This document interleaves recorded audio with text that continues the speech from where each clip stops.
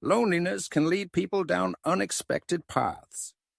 For Elizabeth Kloepfer, it led her into the arms of one of the most notorious serial killers in American history, Ted Bundy. But how did a shy single mother become entangled in a relationship with a man capable of such horrific crimes? The story of Elizabeth Kloepfer is not just about love and betrayal, but also about courage, survival, and the haunting reality that evil can hide behind the most charming of faces. Elizabeth, often called Liz by those close to her, moved from Ogden, Utah to Seattle in hopes of starting a new life. She was a divorced single mother struggling with insecurity and alcoholism. Like many, she craved companionship, stability, and love. A father for her daughter, Tina, and a partner to share life's burdens. Working as a secretary at the University of Washington's medical school, she was scraping by but hopeful for a change. One night, at the urging of a friend, she took the rare step of hiring a babysitter and going out to a local bar.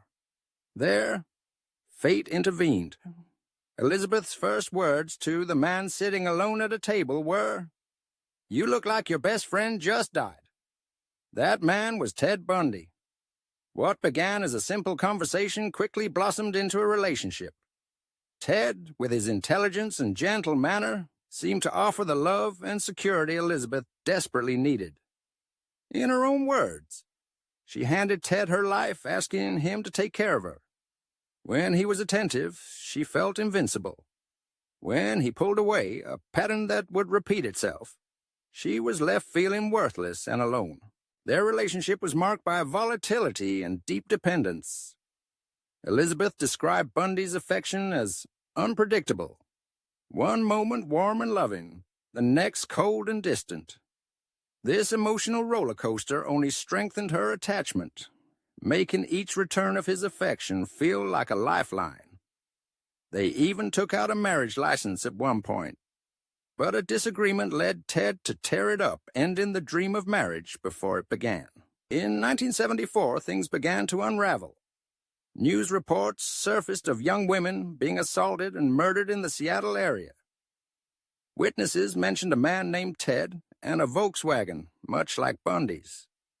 Elizabeth could not ignore the strange behaviors she'd noticed: a meat cleaver left on his desk, a surgical glove in his coat, and sudden, unexplained trips across state lines. Despite her growing suspicions, Ted's charm and intelligence made her doubt herself. She desperately wanted to believe in his innocence. Eventually, Elizabeth made the agonizing decision to go to the police with her suspicions.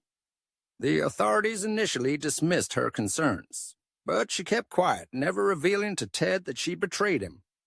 Their relationship continued, becoming more strained as Bundy moved away for work and the distance between them grew.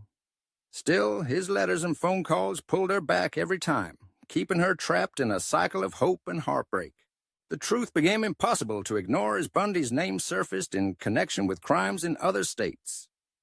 Elizabeth returned to the police with more information, which aided in the investigation that eventually led to Bundy's arrest. The most chilling revelation came in a late-night phone call from Bundy himself, after he had been imprisoned. He confessed that he had once tried to kill her, recounting how he closed the fireplace damper and blocked the doors in her apartment, hoping she would succumb to the smoke. Elizabeth recalled that night, remembering how